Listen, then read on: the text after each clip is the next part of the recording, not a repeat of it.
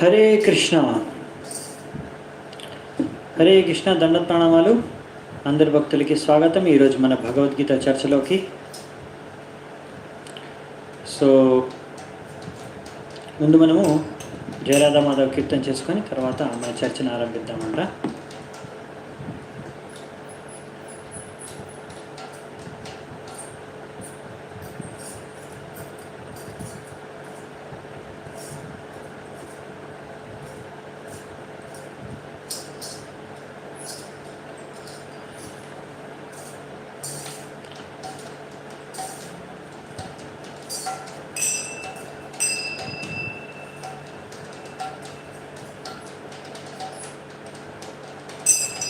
जय राधा माधव कुंज बिहारी कुपी जन वल्लभ गिरिवरधारी.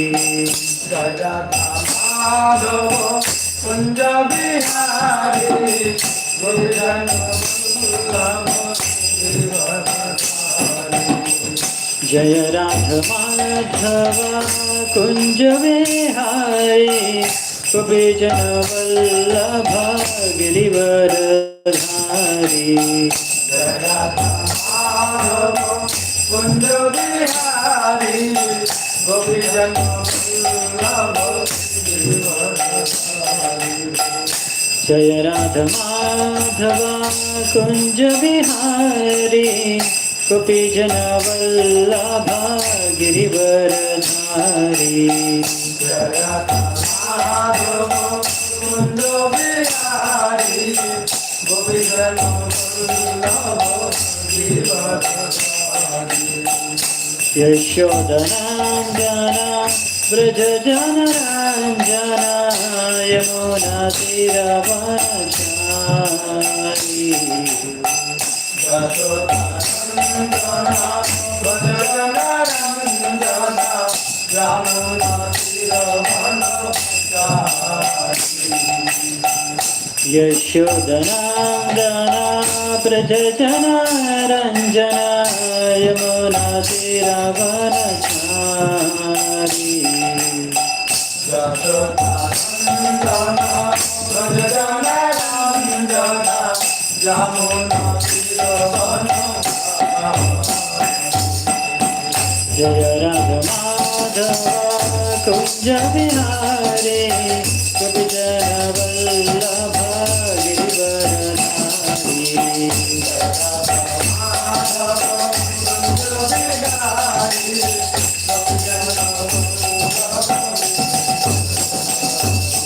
जय राधा माधव कुंज बिहारी कुपी जन वल्लभ गिरिवरधारी.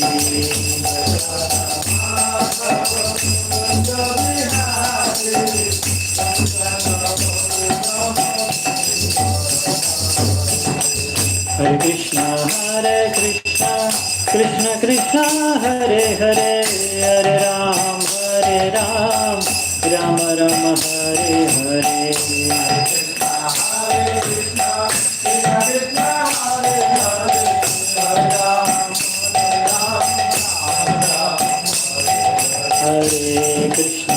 हरे कृष्णा कृष्ण कृष्ण हरे हरे हरे राम राम राम हरे हरे.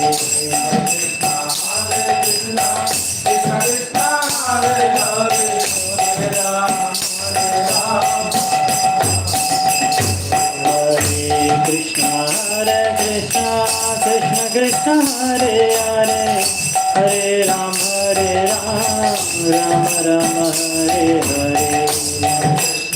हरे कृष्णा हरे हरे हरे राम राम हरे कृष्णा कृष्ण कृष्ण हरे हरे हरे राम राम हरे हरे. हरे कृष्णा कृष्ण कृष्ण हरे हरे हरे राम राम हरे हरे.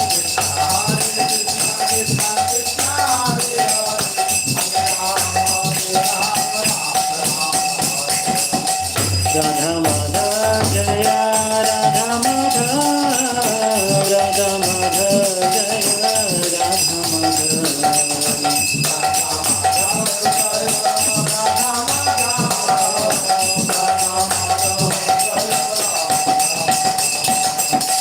जगन्नाथ जय जगन्नाथ, बलदेवा जय सुभद्रा।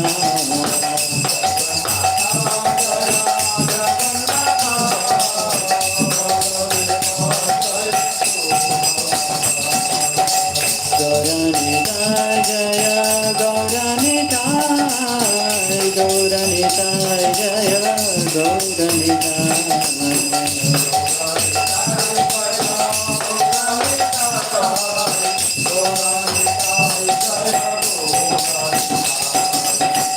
प्रभुपदा जय प्रभुपदा, प्रभुपदा जय प्रभुपदा।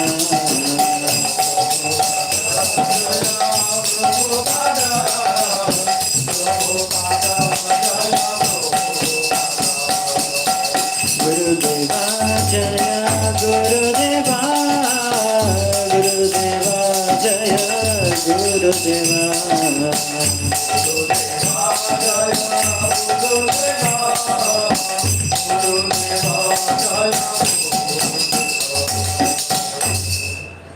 जय श्रील प्रभुपाद की जय, श्री हरिनाम संकीर्तनम की जय, समेत गौर भक्त वृंद की जय, ताय गौर सीतनाथ प्रेमानंदे हरि हरि बोल।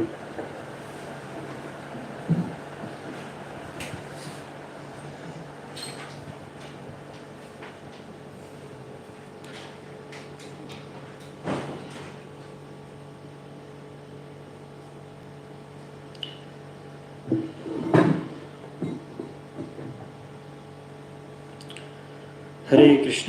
సో అవి ఇప్పుడు మనం మంగళాచరణ చేసుకున్నామంట. ఓం అజ్ఞానతిమిరంధస్య జ్ఞానాంజనాశలాకయా చక్షురున్మిళితం యేన తస్మై శ్రీగురవే నమః.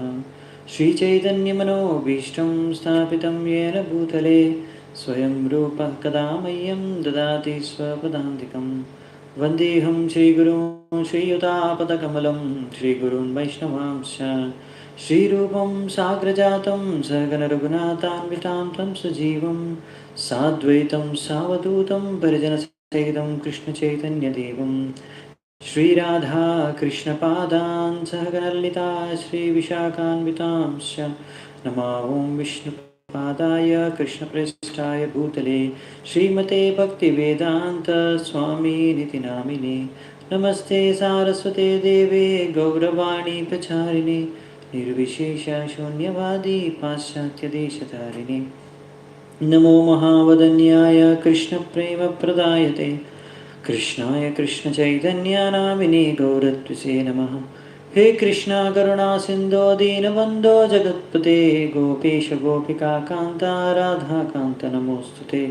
तप्तकाञ्चन गौराङ्गी राधे वृन्दावनेश्वरी वृषभानुसुते देवी प्रणमामि हरिप्रिये। नीलाचलनिवासाय नित्याय परमात्मने बलभद्रसुभद्राभ्यां जगन्नाथाय ते नमः। वाञ्छाकल्पतरुभ्यश्च कृपासिन्धुभ्यैव च पतितानां पावनेभ्यो वैष्णवेभ्यो नमो नमः। जय श्रीकृष्णचैतन्य प्रभो नित्यानन्द श्री अद्वैत गदाधर श्रीवासादि गौरभक्तवृन्द। हरे कृष्णा कृष्ण कृष्ण हरे हरे, हरे राम राम राम हरे हरे। हरे कृष्णा. ओके, नो నెట్వర్క్ ప్రాబ్లమా?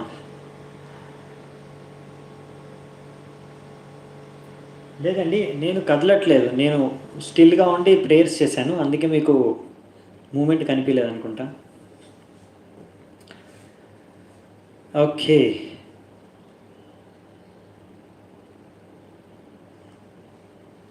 Okay, it's clear, fine, thank you. కొంచెం మన యూట్యూబ్ నుంచి ఏదైనా ప్రాబ్లం ఉండొచ్చు.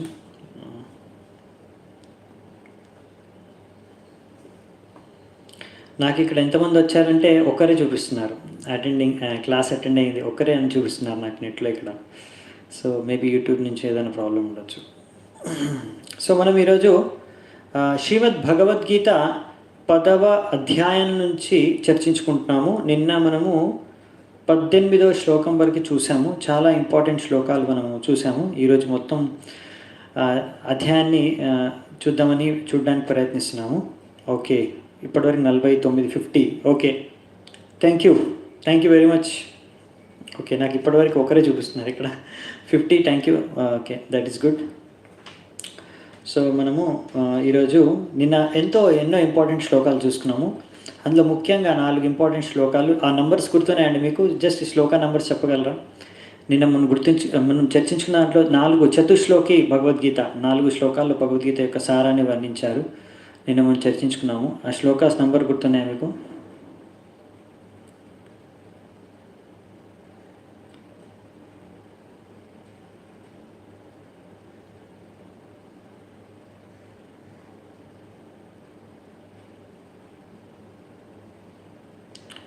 నిన్న మనం నిన్న లేదు కదా, మనది మొన్న లాస్ట్ క్లాస్లో చర్చించుకున్నప్పుడు 8, 9, 10, 11. Very good, perfect.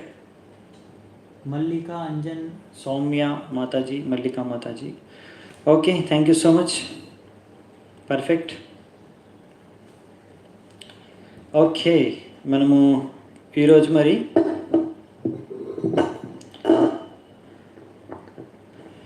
19వ శ్లోకం నుంచి చర్చించుకుంటాము. సో ఇక్కడ మనకి కృష్ణుడు ఇప్పుడు నిన్న మనం చూసుకుంటే లాస్ట్ క్లాస్లో అర్జునుడు చెప్తాడనమాట, నాకు మీ గురించి ఎంత విన్నా కానీ మీ శక్తుల గురించి, మీ ఐశ్వర్యాల గురించి, మీ యొక్క ఏ విధంగా మీరు ఎన్నో రకరకాల కార్యాలు సృష్టిలో చేస్తున్నారు, ఇవన్నిటి గురించి నేను ఎంత విన్నా కానీ నాకు ఎప్పుడు తృప్తి చెందను నేను. ఇంకా మీరు మీ యొక్క శక్తుల గురించి, ఐశ్వర్యాల గురించి, విభూతుల గురించి చెప్పండి అని అర్జునుడు కృష్ణుణ్ణి కోరుకుంటాడు. మనం చూసాము అది 18వ శ్లోకంలో.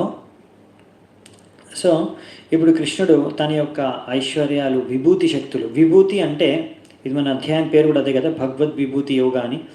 సో విభూతిలు అంటే భగవంతుడు యొక్క విశేషమైన శక్తులు అని సంస్కృతంలో దాని యొక్క అర్థం ఉందని ఇక్కడ మన ప్రభుపాదుల వారు రాశారు ఈ 19వ శ్లోకం తాత్పర్యంలోనే.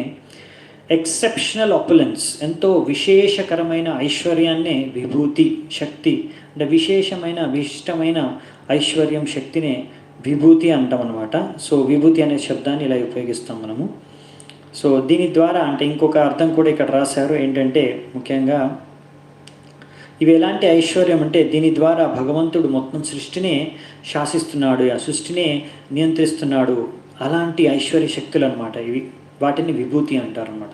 సో భగవంతుడి సృష్టిలో ఎలా మొత్తం విభూతి శక్తుల ద్వారా సృష్టినే నడుపుతున్నారు, పాలిస్తున్నారు అనే విషయాన్ని మనం ఈరోజు చూస్తాము.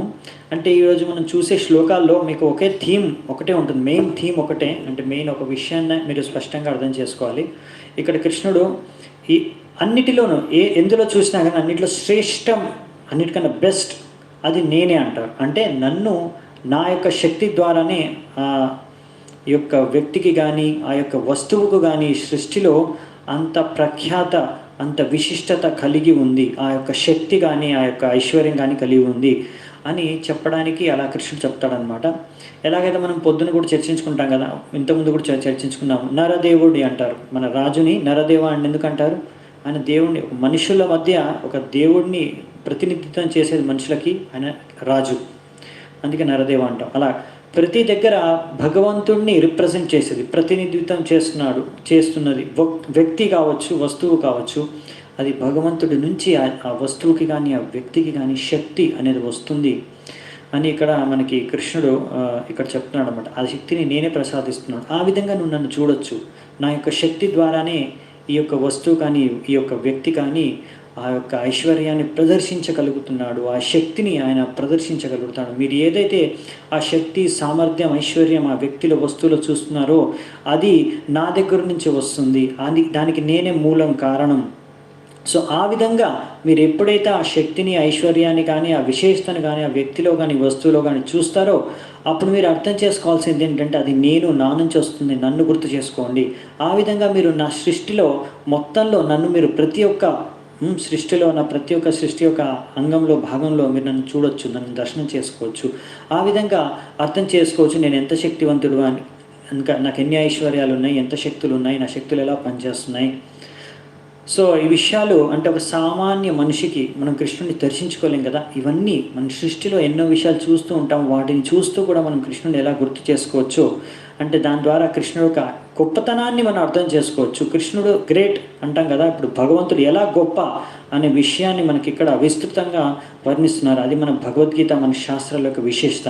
మన శాస్త్రాలు ఊరికే భగవంతుడు గొప్ప గొప్ప అని చెప్పారంట. ఎందుకు గొప్ప భగవంతుడు, ఎలా గొప్ప, దేని కారణంగా ఆయన గొప్ప, ఎందుకు ఆయన గొప్పవాడు అనే విషయాన్ని కూడా విస్తృతంగా వర్ణిస్తాయి.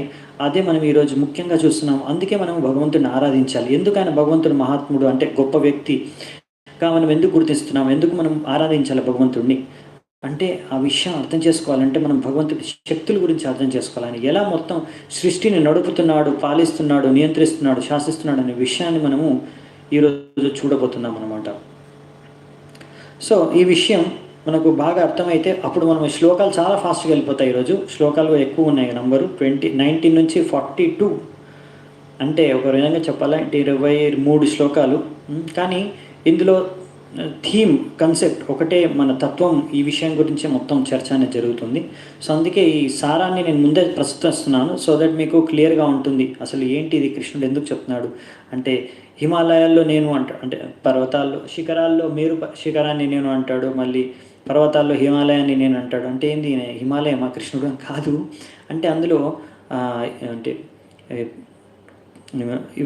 వీటిల్లో ఆయన అది ఉత్తమమైన బెస్ట్, ఏది చూసినా మీరు అందులో ఏదైతే బెస్ట్ టాప్ ఉంటుందో ఆ యొక్క వస్తువులు కానీ విషయాలు కానీ సృష్టిలో చూసే వాటిల్లో కానీ లేకపోతే మనుషుల్లో కానీ ఆ యొక్క వర్గంలో చెందిన ప్రాణుల్లో కానీ ఆయనే అందులో అన్నిటికన్నా ఏదైతే శ్రేష్టమైందో ఆ శ్రేష్టమైనది నేనే అంటున్నాడు.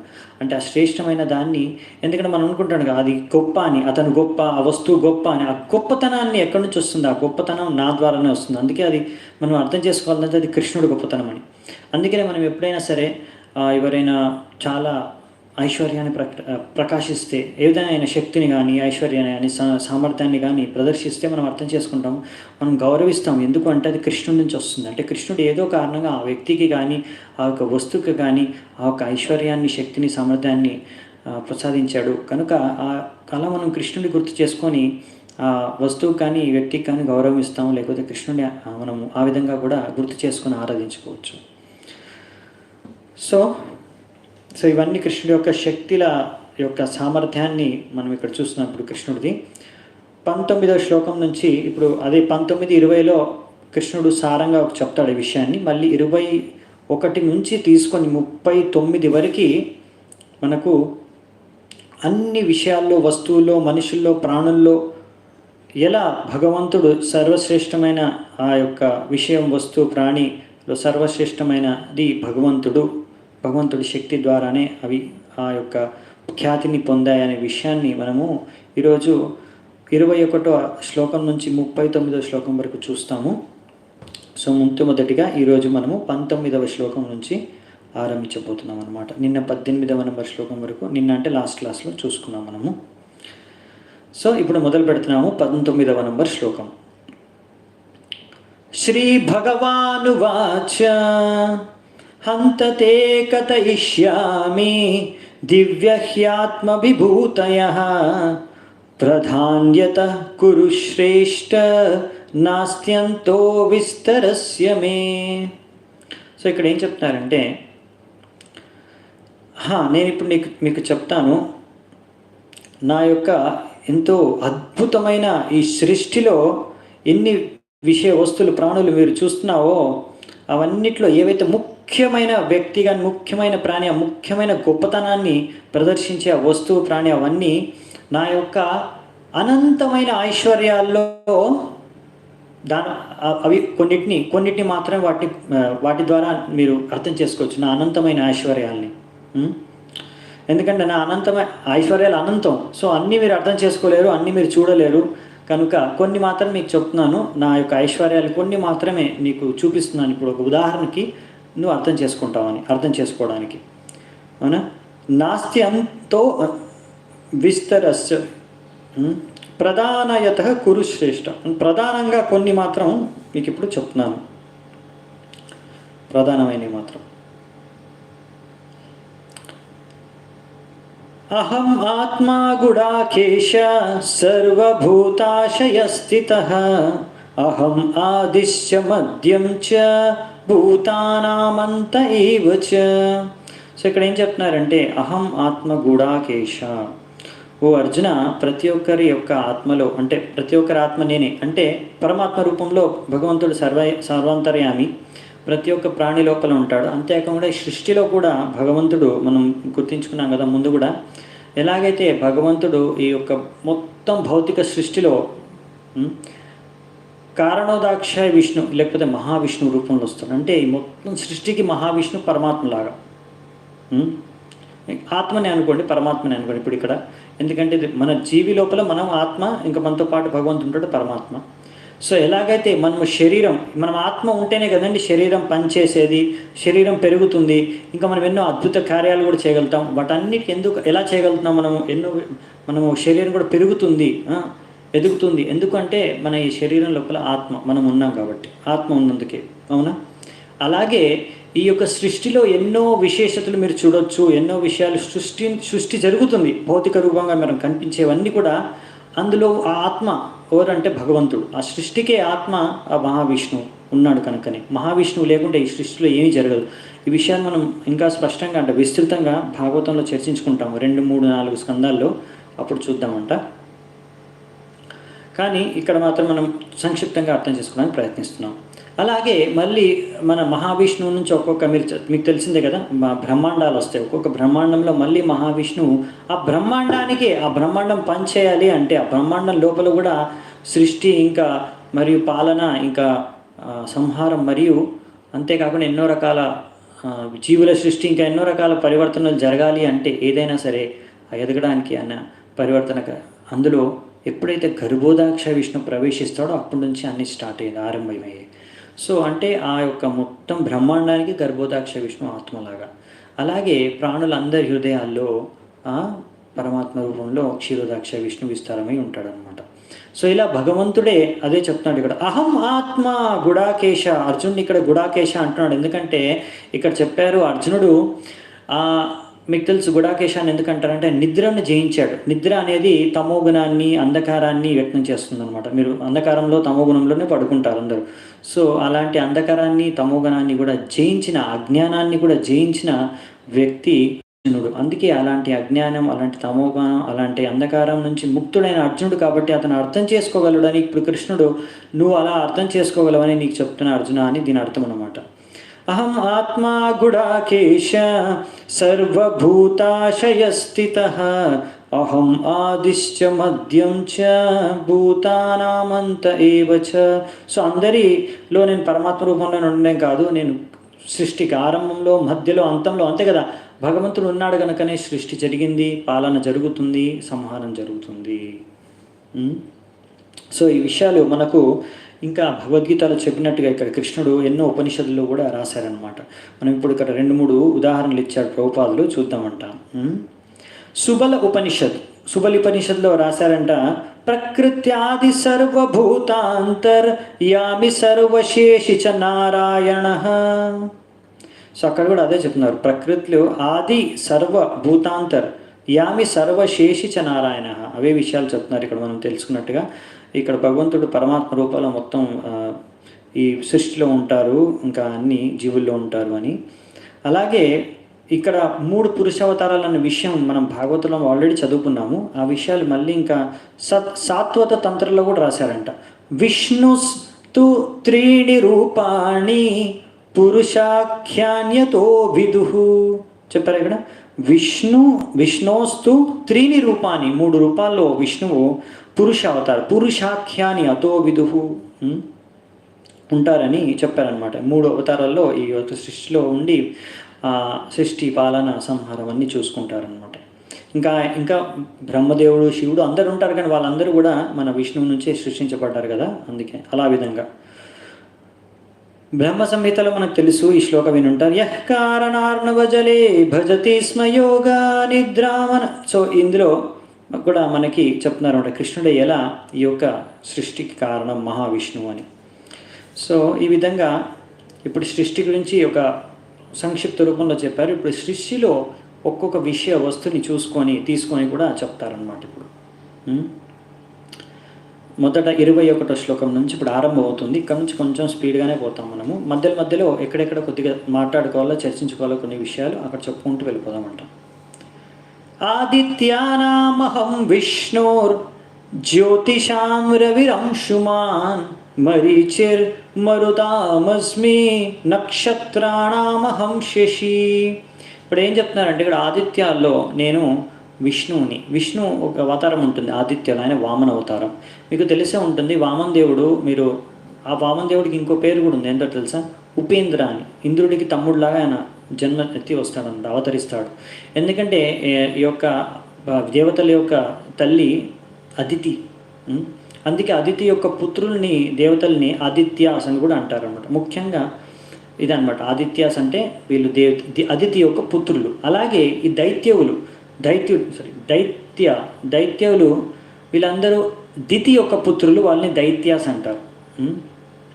సో ఈ అదితి పుత్రులు ఆదిత్యాస్లో శ్రేష్టమైన వ్యక్తి వామనుడు కూడా కశ్యపముని అదితికి పుత్రుడిగానే ఈ యొక్క అవతారం ఎత్తుతాడు అన్నమాట, వామన అవతారం. సో ఆ అవతారంలో భగవంతుడు దేవతలతో పాటు ఆదిత్యులతో పాటు ఉంటారు అన్నమాట, నివసిస్తూ ఉంటారు. సో అది నేను అని చెప్తున్నారు. అంటే ఆ శ్రేష్టమైన వ్యక్తి ఆ భగవంతుడు అవతారం. అది ప్రతి దగ్గర భగవంతుడు అవతారం ఉందో అక్కడక్కడ అలా ఉండొచ్చు. జ్యోతిషాం రవిరంశుమాన్. సో ఇక్కడ ఏం చెప్తున్నారంటే అలాగే ఎంతో జ్యోతి ప్రకాశం ఇచ్చే దాంట్లో రవి అంటే సూర్యుడు. అవునా? సూర్యుడిని నేను. ఎంతో ప్రకాశం వెదజల్లే వస్తువుల్లో అన్నిటికన్నా ఎక్కువ ప్రకాశం వెదజల్లేది ఎవరండి? సూర్యుడే. కనుక ఆ సూర్యుడిని నేనే. మరీచిర్ మరుతామస్మి. సో ఎన్నో రకాల గాలులు వీస్తూ ఉంటాయంట. 50 రకాల గాలులు వీస్తాయంట. 50 రకాలు ఉన్నాయంట గాలుల్లో కూడా. వాటన్నిటినీ నియంత్రించేది ఎవరు అంటే మరీచి. మరుత్ అంటే గాలి పేరు. అది మరుతాస్ అంటే రకరకాల గాలులు ఉంటాయి, వాటన్నిటిని నియంత్రించేది మరీచి. మీరు ఈ మరుతులు కూడా అంటే ఒక్కొక్క గాలి కూడా ఒక్కొక్క ఇది ఉంటారు అనమాట. మరుత్ దేవత, వాళ్ళందరినీ నియంత్రించేది మరీచి. నెక్స్ట్ నక్షత్రాణం అహం శశి. శశి అంటే చంద్రుడు. నక్షత్రాల్లో నేను చంద్రుణ్ణి. ఎందుకంటే రాత్రిపూట మెరిసే అన్ని నక్షత్రాలు, చంద్రుడిని కూడా ఇక్కడ నక్షత్రంలాగానే పరిగణనలోకి తీసుకున్నారు. ఎందుకంటే ఇది చంద్రుడు నక్షత్రాలు వాళ్ళందరూ కూడా సూర్యుడి ఒక్క కిరణాలనే వాళ్ళు మళ్ళీ రిఫ్లెక్ట్ చేస్తారనమాట. నాకు తెలుగులో రిఫ్లెక్ట్ చేస్తారేమో చెప్పలేం కానీ. సో ఇక్కడ సూర్యుడి నుంచి ఆ వెలుతురిని వాళ్ళు తీసుకొని వెదజల్లుతారనమాట. సో అందుకనే చంద్రుడు ఇంకా అన్ని నక్షత్రాలని కూడా ఒకే రకంగా ఒకే కేటగిరీ వర్గంలోకి తీసుకొని ఇక్కడ చెప్తున్నారు ఇక్కడ కృష్ణుడు. అందుకే అన్నిటి నక్షత్రాల కన్నా ఎక్కువగా జ్యోతిని అంటే వెలుగునిచ్చేది చంద్రుడే కదా రాత్రిపూట. అందుకనే నక్షత్రాణం అహం శశి అని చెప్తున్నారు ఇక్కడ. సో మనకు సైంటిస్టులు, మన మోడర్న్ సైంటిస్టులు అంటే వైజ్ఞానిక శాస్త్రవేత్తలు ఎన్నో రకాల థియరీస్ చెప్తూ ఉంటారు. అప్పుడప్పుడు వాటిని మెల్లిమెల్లిగా చేంజ్ చేస్తూ ఉంటారు కూడా, పరివర్తన చేస్తూ ఉంటారు వాళ్ళు చెప్పే విషయాల్ని కూడా. కానీ మన శాస్త్రాల్లో ఒకసారి చెప్పారంటే అది ఇంకా సత్యం అన్నమాట. మీరు ఈ విషయాల గురించి ఎక్కువగా టెన్షన్ తీసుకోకండి, మీకు అర్థం కాకపోతే. మనం ఇంకా శ్రీమద్ భాగవతంలో వీటి గురించి ఇంకా ఎక్కువ విస్తృతంగా వస్తుంది. అంటే ప్రతి బ్రహ్మాండంలో ఒకటే సూర్యుడు ఉంటాడండి, ఎక్కువ మంది ఉండరు. మన ఈ యొక్క భౌతిక శాస్త్రవేత్తల ప్రకారం నక్షత్రాలు కూడా సూర్యుడు, వాళ్ళందరూ సూర్యుడి కిందకే లెక్కేస్తారు. ఇంకా అలా ఎంతోమంది సూర్యుడు ఉన్నారు, ఇందులో ఒక సూర్యుడు మనకు కనిపించే సూర్యుడు అని చెప్తారు. కానీ ఇక్కడ అలా కాదు, నక్షత్రాలన్నింటినీ చంద్రుడితో లెక్కేస్తున్నారు. ఇంకా మన సూర్యుడిని సపరేట్, సూర్యుడు ఒకడే అన్నమాట. ఈ యొక్క మన బ్రహ్మాండానికి ఒక బ్రహ్మాండంలో ఒకే సూర్యుడు ఉంటాడు. సో మనము ఇలా దీని ద్వారా కూడా మీరు అనుకోవచ్చు, సరే మరి వాళ్ళు సైంటిస్టులు చెప్పేది తప్ప అంటే, అవునండి కొన్ని విషయాలు తప్పు చెప్పారు, చెబుతారు కూడా. ఎందుకంటే వాళ్ళు చెప్పే జ్ఞానం పర్ఫెక్ట్ కాదు. మీరు అనుకోవచ్చు అలా ఏంటో చెప్తారు ప్రభు, వాళ్ళు ఎన్నో విషయాలు ఆవిష్కరిస్తున్నారు. ఆవిష్కరించినంత మాత్రాన వాళ్ళు చేసేవన్నీ కరెక్ట్ అని చెప్పలేము. కొన్ని కరెక్ట్ ఉంటాయి, కొన్ని తప్పు ఉంటాయి. సో మీకు తెలుసో లేదు, మేము చిన్నగా ఉన్నప్పుడు సోలార్ సిస్టమ్ ఉంటుంది కదా, సౌరమండలంలో 9 గ్రహాలు ఉన్నాయి, సూర్యుడి చుట్టూ తిరుగుతాయని చెప్పారు. అవునా? ఇప్పుడు తర్వాత స్కూల్లో టెక్స్ట్ బుక్లో మేము చదువుకున్నాం. ఇప్పుడు తర్వాత దాన్ని 8 చేశారు, తర్వాత 10 చేశారు. ఇప్పుడు 8:30, 9:30 ఎంత నడుస్తున్నాయి. అంటే అలా చేంజ్ చేసుకుంటూ పోతుంటారు అన్నమాట. వాళ్ళు పరివర్తన చేసుకుంటూ పోతుంటారు. వాళ్ళ జ్ఞానం అలా చేంజ్ అయిపోతూ ఉంటుంది. కానీ మనం అలా కాదండి.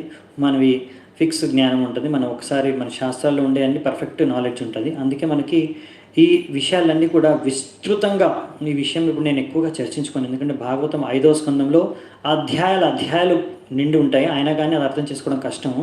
అందుకనే ప్రభుపాదుల వారు అన్నారన్నమాట, ఈ యొక్క సైంటిస్టులు చెప్పేదానికన్నా మన శాస్త్రాల్లో ఉన్న ఎంతో ప్రామాణికమైన విషయాలు. ఎందుకంటే మన శాస్త్రాల నుంచే కదండి మన ఈ యొక్క ఆస్ట్రాలజీని మనం ఏమంటే జ్యోతిష్ శాస్త్రము ఇంకా ఇవన్నీ మనం క్యాలిక్యులేట్ చేస్తాం కదా. ఎప్పుడు మనం మన క్యాలెండర్ ఉంటుంది చూసారా, క్యాలెండర్ ఎంతో శాస్త్రయుక్తం. అది ఇంగ్లీష్ క్యాలెండర్కి సైంటిఫిక్ బేసిస్ లేదు. మీరు కొంచెం హిస్టరీ రీసెర్చ్ చేస్తే మీకు అర్థమవుతుంది మన సైన్స్ ఎంత లాజిక్ లేదో. మనం వాడుకునే సైన్స్ కానీ సైంటిస్టులు కానీ చాలా రీసెర్చ్ ఉంది. మేము ఏదో శాస్త్రాలు ఒక్కటి చదివి నాకు అవి తెలియకుండా నేను ఏదో ఒకటి వాగేస్తున్నాను అనుకోకండి. మూఢనమ్మకాలతో మనము గుడ్డిగా శాస్త్రాలని నమ్మట్లేదండి. నేను మొత్తం ఈ యొక్క వైజ్ఞానిక సైంటిఫిక్ మోడర్న్ సైన్స్లో కూడా పిహెచ్డి వరకు చదువుకోవాల్సిన పుస్తకాలని చదివి తర్వాతే అర్థం చేసుకొని తర్వాత నేను చెప్తున్నాను. ఈ శాస్త్రాలు మన భగవద్గీత కానీ భాగవతంలో ఉండే విషయాలు ఎంతో ప్రామాణికమైనవి. మన సైంటిస్టులు చెప్పే కొన్ని విషయాలు తప్పులు, కానీ మనం స్కూల్లో అవి చదువుకుంటున్నాము, నేర్చుకుంటున్నాము.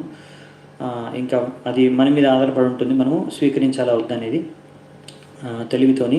కానీ ఇక్కడ మనం చూడాలి శాస్త్రాల్లో ఉన్న అన్నీ కరెక్ట్ అనమాట. ఎందుకంటే ఇక్కడ ప్రభుపాద వారు గట్టిగా రాశారు. చాలామంది ఇట్లాంటి విషయాల్ని అవాయిడ్ చేస్తుంటారు, చెప్పరు అసలు ప్రభుపాద వాళ్ళు పర్ఫెక్ట్లో ఉన్నాయి కూడా, ఎందుకులే ఇవన్నీ గొడవ, ఎవరు నమ్మరు పెట్టరు ఇవన్నీ ఎందుకని. కానీ నేను అలా కాదండి, ప్రభుపాద వారు చెప్పారంటే మనం చెప్పాల్సిందే. మనం అలాంటి నమ్మకాన్ని మన శాస్త్రాల్లో మన ఆచార్యుల పైన మనం పెంచుకోవాలి. అంతేగాని మనకు ఇష్టం వచ్చినవి శాస్త్రాల నుంచి స్వీకరించి ఏవి మనకి నచ్చవో, ఏవిటి మనకు నమ్మకం లేదో వాడిని శాస్త్రాల నుంచి నమ్మకపోవడం అనేది మంచిది కాదు. అది మంచి పద్ధతి కాదు. దాన్ని హాఫ్ చికెన్ లాజిక్ అంటారు. అంటే శాస్త్రాల్లో ఉన్నాయన్నీ కూడా సత్యం అవన్నీ అనేసి మనం అవన్నీ ట్రూత్, నిజాలు అనేసి మనం స్వీకరించాలి. కొన్ని విషయాలు మనకు అర్థం కావచ్చు ఈరోజు, కొన్ని విషయాలు అర్థం కాకపోవచ్చు. మీరు సైన్స్లో కూడా నమ్మేవన్నీ కూడా మీకు అర్థం కావచ్చు. చాలామంది సైంటిస్టులకే అర్థం కాదు వాళ్ళు ఏం చెప్తున్నారు. సో అలాగే మనకి ఇక్కడ ఉన్నవన్నీ నిజాలన్నమాట. సో వీటి గురించి ఇంకా రీసెర్చ్ కావాలంటే చేసుకోవచ్చు. భాగవతంలో, శాస్త్రాల్లో, పురాణాల్లో, వేదాల్లో ఉన్నాయి. దాని ప్రకారంగానే మనకి ఇప్పుడు ఈ మాయాపూర్లో కూడా టెంపుల్ ఆఫ్ వేదిక్ ప్లానిటోరియం అని అక్కడ మొత్తం మన 14 లోకాలు, ఈ బ్రహ్మాండం, ఈ సృష్టి, ఆధ్యాత్మిక ప్రపంచం, భౌతిక ప్రపంచం, స్వర్గం, నరకం, అంతేకాకుండా ఈ గ్రహాలు, ఇంకా మన గ్రహణం ఎలా జరుగుతుంది, ఇంకా సూర్యుడు చంద్రుడు ఎలా తిరుగుతున్నారు, ఇవన్నిటినీ అక్కడ మనకి మొత్తం ప్రదర్శన ఉంటుందన్నమాట. దానికే ఇంత సమయం పడుతుంది. ఇంకా అదే మన ప్రభుపాదుల ద్వారా ఆశయం అనమాట. అది చూసి ఎంతో పెద్ద పెద్ద శాస్త్రవేత్తలు, వైజ్ఞానిక శాస్త్రవేత్తలు కూడా వచ్చి నేర్చుకోవాలి మన దగ్గర. మన శాస్త్రాలని గౌరవించాలి వాళ్ళు. మన శాస్త్రాల్లో ఉండే మూఢనమ్మకాలు కాదు, ఏవో కట్టుకథలు కాదు, కానీ ఇది ఒక అసలైన శాస్త్రం, ఇది సైన్స్. మనం చదువుకునేది కూడా భగవద్గీత కానీ భాగవతం అసలైన సైన్స్ ఇదేనండి. నేను అందులో అన్ని మోడర్న్ సైన్స్ ఎంత చదవాలో అన్ని చదివేశాము. దాని తర్వాత నేను ఇవి మాట్లాడుతున్నాను ఇవి చూసి. సో చాలామంది మీ దాంట్లో అంతవరకు కూడా చదివి ఉండరు, కానీ గుడ్డిగా నమ్మేస్తూ ఉంటారు మనం చెప్పే సైన్స్ టెక్స్ట్ బుక్ స్కూల్లో అదే కరెక్ట్ అని. కానీ అందులో చాలా తప్పులు ఉంటాయండి, 1-2 కాదు, చాలా చాలా ఘోరమైన తప్పులు ఉంటాయి. సో కానీ ఎప్పుడైతే ఇలా మనకు శాస్త్రాల్లో ఇంకా మనం సైన్స్లో ఏమైనా విరోధంగా ఉంటే, తప్పుగా ఉంటే, సరిగ్గా సమతులంగా లేకపోతే విషయాలు, అప్పుడు మనం శాస్త్రాల్లో ఉన్నాయి గ్రహిస్తాం ఇదే కరెక్ట్ అనేసి. సో ఇందులో చెప్పారు కూడా. సో కృష్ణుడు స్వయంగా చెప్తున్నాడు, నక్షత్రాణం అహం శశి అని. సో ఇదనమాట. సో భగవంతుడు ఇక్కడ ఇలా ఏదైతే జ్యోతిని వెలజల్లే దాంట్లో సూర్యుడిని నేను, అలాగే నక్షత్రాల్లో చంద్రుడిని నేను అని ఇక్కడ కృష్ణుడు చెప్తున్నాడు అనమాట. సో అందుకే ఇక్కడ ప్రభుపాద వారి ఈ విషయాన్ని రాశారు. అందుకే నేను చెప్తున్నాను. వీటి గురించి ఇంకా మీకు వివరణ కావాలంటే కూడా మనం వేరే సపరేట్ క్లాస్లో కానీ ఎప్పుడైనా వేరే సందర్భం వచ్చినప్పుడు భాగవతంలో కానీ ఎప్పుడైనా చర్చించుకోవచ్చు. సో ఇప్పుడు మాత్రం మనము ముందుకెళ్దామంట. 22వ శ్లోకం. వేదానాం సామవేదోస్మి దేవానామస్మి వాసవః ఇంద్రియాణాం మనశ్చాస్మి భూతానామస్మి చేతన. సో వేదాల్లో సామవేదం అని చెప్తున్నారు, అలాగే దేవతల్లో ఇంద్రుడిని అని చెప్తున్నారు, ఇంకా ఇంద్రియాల్లో నేను మనస్సుని, మరియు ఇంకా ప్రాణుల్లో నేను చేతనని. అంటే ఏ జీవిలో అయినా ముఖ్యమైనది ప్రాణంలో చేతన. చేతన అనేది ఒక జీవం ఉందంటే చేతన ద్వారా మనకు తెలుస్తుందన్నమాట. అది ముఖ్యమైన విషయం. అలా అందులో చేతనని నేను. అలాగే వేదాల్లో సామవేదని అని చెప్తున్నారు ఇక్కడ కృష్ణుడు. ఇంకా ఇంకొక దగ్గర కూడా వస్తుంది, 2 సార్లు చెప్తారు అనుకుంటే ఈ విషయాన్ని. సరే, మళ్ళీ వచ్చినప్పుడు చూద్దామంట. ఓకే, ఇవన్నీ మీకు ఇంద్రుడు ఎలాగో దేవతల్లో దేవాదిరాజు ఇంద్రుడు మీకు తెలిసే ఉంటుంది. ఇంకా ఇంద్రియాల్లో కూడా మనకు మనస్సు అనేది అన్ని ఇంద్రియాలకు అధిపతి. సో మనస్సు కృష్ణుడు అని చెప్తున్నాడు. ఆ విధంగా అంటే అన్నిట్లో ముఖ్యమైన ప్రధాన వ్యక్తి, ప్రధాన వస్తువు, ప్రధాన విషయం కృష్ణుడు అని ఇక్కడ చెప్తున్నాడు.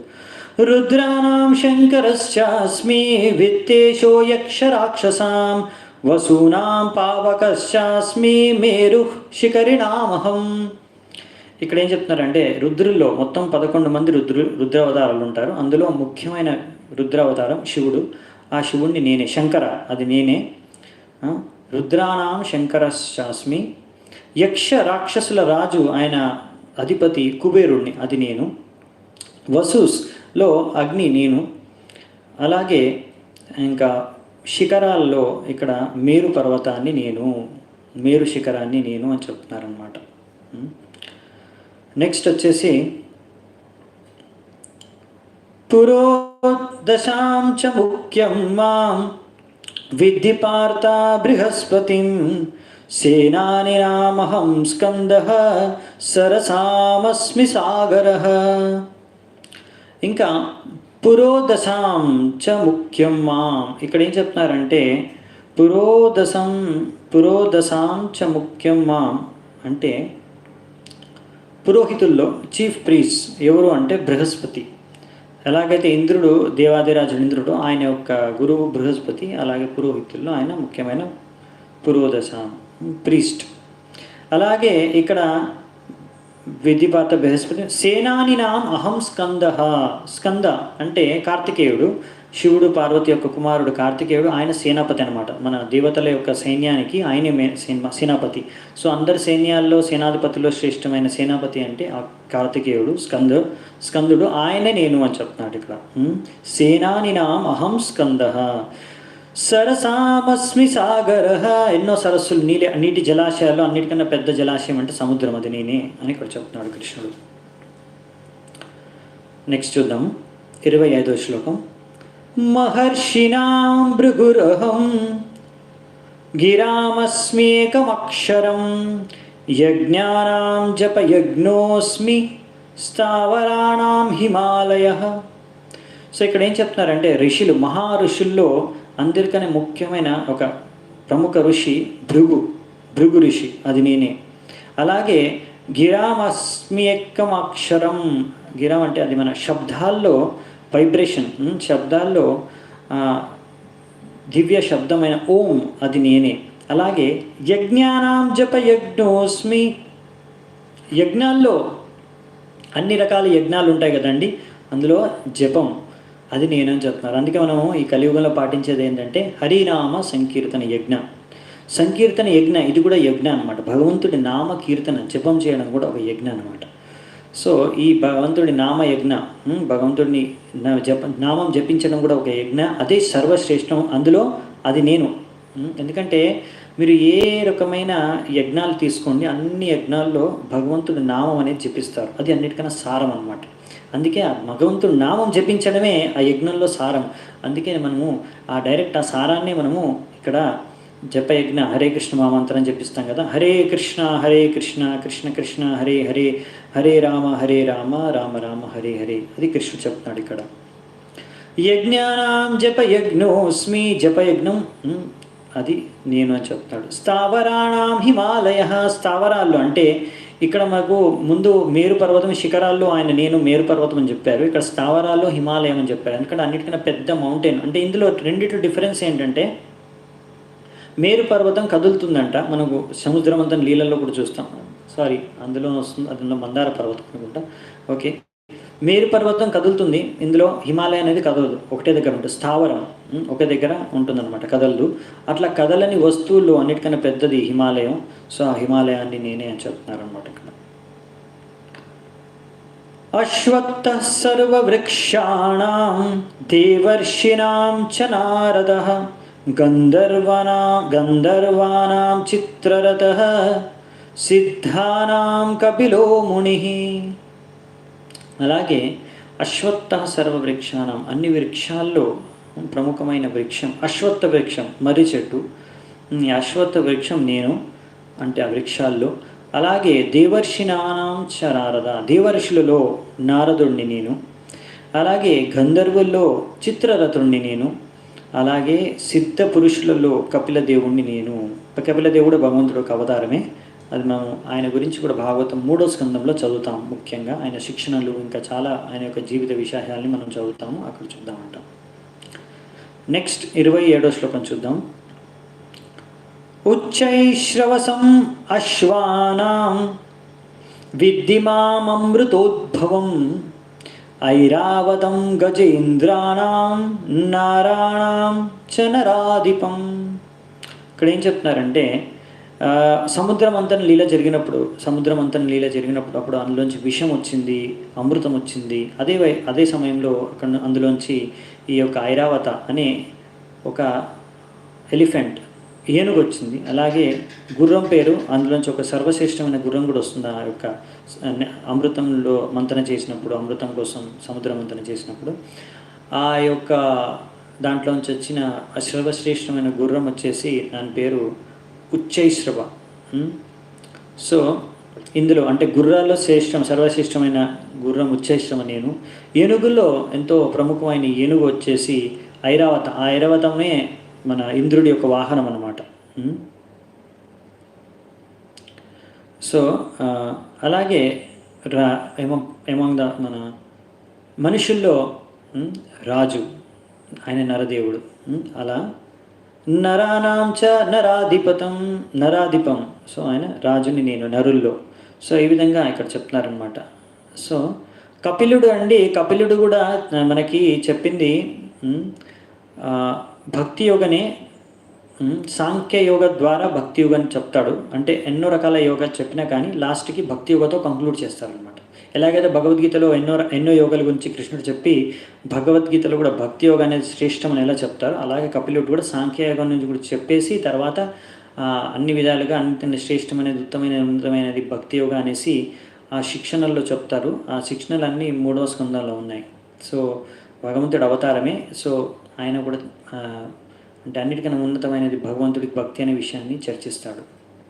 ఆ విషయం కూడా మనం 3వ స్కందంలో చూద్దామంటే అప్పుడు చర్చించుకున్నప్పుడు శిక్షణలన్నీ కపిల దేవుడివి.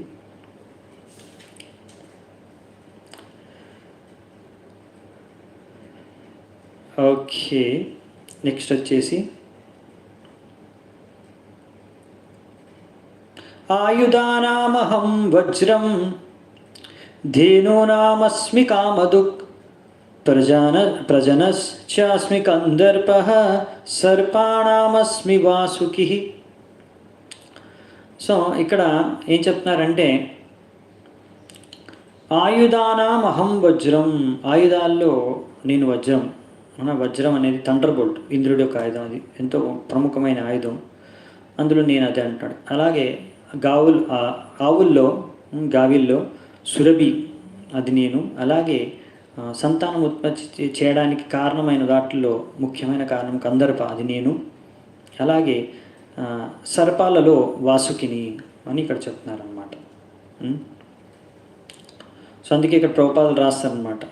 సో భగవంతుడి చెప్తున్నాడు కదా, సంతానం ఉత్పన్నం అవడానికి కారణమైన కందర్పుణ్ణి నేనే అని. అంటే కృష్ణుడు అనమాట. ఎవరైతే మనం భగవంతుడి యొక్క సేవ కోసం సంతానాన్ని ఉత్పన్నం చేస్తామో అప్పుడు ఆ యొక్క అలాంటి కామం కూడా కృష్ణుడే అని చెప్తున్నాడు ఇక్కడ ఆయన. అనంతశ్చాస్మి నాగానాం వరుణో యాదసామహం పితృణాం ఆర్యమచ్చాస్మి యమః సంయమతామహం. సో ఇక్కడ ఏం చెప్తున్నారంటే, అనంతశ్చాస్మి నాగానాం, అనంత శేష్ ఎవరైతే ఉన్నారో ఎన్నో పడగలు ఎన్నో పడగలు ఉన్న నాగంపాములలో నాగాల్లో అందులో అనంత శేషుడు, ఆయనకు వేల పడగలు ఉంటాయన్నమాట. సో అనంత నేను. అలాగే వరుణాయత సామహి అంటే వరుణ ఆక్వాటిక్స్ లో నేను వరుణ అని చెప్తున్నాను అనమాట. అలాగే పితృలోకంలో నేను ఆర్యమా. ఆయన పితృలోకం ఉంటుంది అక్కడ, ఎక్కడైతే పితృలు ఉంటారో వాళ్ళు, అది కూడా ఒక స్వర్గలోకంలోకే గణించబడుతుంది. సో అలా అన్నమాట. నెక్స్ట్ వచ్చేసి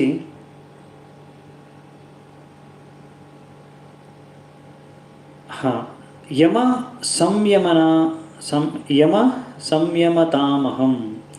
ఇంకా ఎప్పుడైతే ఆ యమరాజు, నేను ఆ ధర్మాన్ని శాసించే వాళ్ళు యమరాజు కదా ముఖ్యం, ఆయన నేనే అని చెప్తున్నాడు ఇక్కడ. ఓకే. ప్రహ్లాదశ్చాస్మి దైత్యానాం కలయతామహం మృగాణాం చ మృగేంద్రోహం వైనతేయశ్చ పక్షిణాం. సో ప్రహ్లాదశ్చాస్మి దైత్యాన చెప్పాను కదా, తిథి యొక్క పుత్రుల్ని దైత్యులు అంటారు, అంటే ఆయన సంతానం ఆ వంశం నుంచి వచ్చిన వాళ్ళని. సో ప్రహ్లాదుడు కూడా ఆ దైత్యుల వంశంలోనే పుట్టినవాడు అనమాట, అంతే కదా. దితి యొక్క పుత్రులే హిరణ్యకశిపుడు, హిరణ్యాక్ష. ఆ హిరణ్యకశిపుడు యొక్క పుత్రుడే ప్రహ్లాదుడు, అవునా. సో దైత్యులు అందరూ మామూలుగా అంత అసురులు, అంటే వ్యతిరేకంగా ఉంటారు భగవంతుడికి, కానీ ప్రహ్లాదుడు మాత్రం శుద్ధ భక్తుడు కాబట్టి ఆయన శ్రేష్టమైన దైత్యుడు. అందులో ఆ ప్రహ్లాదుడిని నేను. కాలయతామహం.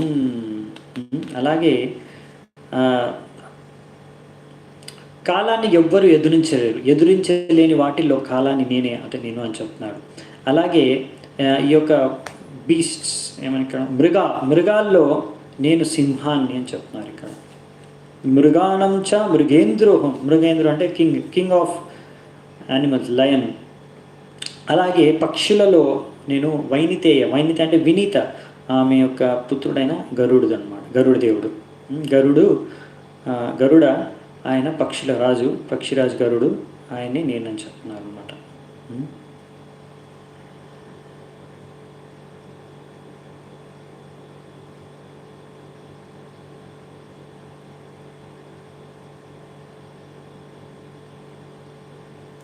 అశ్వత్థ వృక్షం అంటే రావి చెట్టు, రైట్.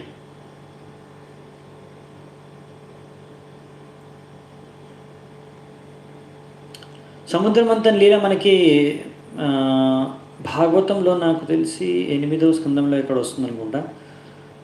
ఉచ్చేశ్వర్ ఐరావతని అయితే ఇంద్రుడు తీసుకున్నాడు. ఉచ్చేశ్వర్ ఆ యొక్క గుర్రాన్ని ఎవరు తీసుకున్నారు నాకు ఇప్పుడు గుర్తుకు రావట్లేదు. అది కూడా ఇంద్రుడే తీసుకుంటాడా అండి, నాకు గుర్తుకు రావట్లేదు, ఒకసారి చూడాలి భాగవతంలో.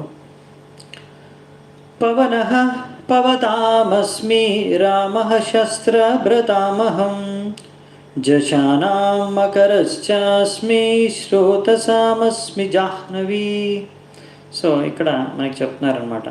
ఇప్పుడు శుద్ధపరిచే వాటిల్లో ఆ గాలి నేనే, పవన గాలి నేనే. అలాగే ఈ యొక్క అస్త్రాల్ని ఉపయోగించే వాటిల్లో ఎంతో శ్రేష్టవంతులైన వాళ్ళలో రాముడు, ఆ రాముడిని నేనే. అలాగే చేపలలో తిమింగలం, పెద్ద చేప కదా, షార్క్, తిమింగలాన్ని నేనే. జశానా మకరశ్చాస్మి. అలాగే నదుల్లో నేను గంగా, ఎందుకంటే అందరికన్నా పవిత్రమైన గంగ కదా, అది నేనని చెప్తున్నారనమాట. సర్గాణామాదిరంతశ్చ మధ్యం చైవాహమర్జున అధ్యాత్మ విద్యానాం వాద ప్రవదతామహం. ఇక్కడ ఏం చెప్తున్నారంటే, ఇంకా సర్గణం సృష్టి అన్నిట్లో నేనే, మళ్ళీ చెప్తున్నారు కృష్ణుడు ఇక్కడ, నేనే ఆది, నేనే అంతం, నేనే మధ్య, అన్ని నేనే. అలాగే అన్ని విద్యలలో ఎంతో ప్రముఖమైన విద్య ఆధ్యాత్మిక విద్య, ఆ ఆధ్యాత్మిక విద్య నేనే. అలాగే వాద ప్రవదతామహం, ఎన్నో వాదనలు చేస్తూ ఉంటారు కదా లాజిషియన్స్, వాదన చేసే వాళ్ళలో ఎన్నో వాదనలు చేసిన తర్వాత, వాదించుకున్న తర్వాత ఒక ఫైనల్ ఒక నిర్ణయానికి అయితే వస్తారు కదా, ఆ నిర్ణయం ఏదైతే లాస్ట్కి ఆ నిర్ణయం ఏదైతే సత్య నిర్ణయం ఉంటుందో, నిజం, ఆ నిర్ణయాన్ని నేను అని చెప్తున్నారు అన్నమాట ఇక్కడ. నెక్స్ట్ వచ్చేసి అక్షరాణామకరో సారీ, అక్షరాణం అకారోస్మి ద్వంద్వః సామసికస్య చ అహం ఏవాక్షయః కాలో దాతాహం విశ్వతోముఖః. సో ఇక్కడ అక్షరాల్లో ఆకారం, మొట్టమొదటి ఈలో అది నేనని చెప్తాను, ఆకారం నేనని చెప్తాను అనమాట, ఫస్ట్ లెటర్. ఎందుకంటే అది చాలా ముఖ్యం కదా, ప్రతి మనం ఎందులో ఏం రాసినాక అందులో ఆకారం వచ్చేస్తుంది ఎక్కడో అక్కడ, వెనుక ముందు మధ్యలో. సో అందుకే అది ప్రముఖమైన ఆకారం నేనే అని చెప్తున్నాడు. అలాగే సమాసాల్లో ద్వంద్వ సమాసం, అంటే రెండు ఉంటాయి కదా, రెండు పేర్లు ఉంటాయి కదా, దాన్ని ద్వంద్వ సమాసం ఉంటాం కదా. రామకృష్ణ అయితే రామకృష్ణుడు, రాముడు కృష్ణుడు, ఇద్దరు ద్వంద్వ సమాసం. అలా ఆ సమాసాల్లో ద్వంద్వ సమాసాన్ని నేను చెప్తున్నారు అనమాట. అలాగే అహం, ఇంకేం చెప్పారు, ఆ యొక్క కాల, ఏదైతే కాలం ఎప్పుడు ఇన్ఎగ్జాస్టిబుల్ టైం, అహం ఏవాక్షయో కాలు, ఎప్పుడు క్షయించిపోని కాలం, ఎప్పుడు నడుస్తూనే ఉంటుంది కదా కాలం కంటిన్యూగా, ఆ కాలం నేనే. అలాగే సృష్టికర్తల్లో ఆయన బ్రహ్మ, ఆయన నేను.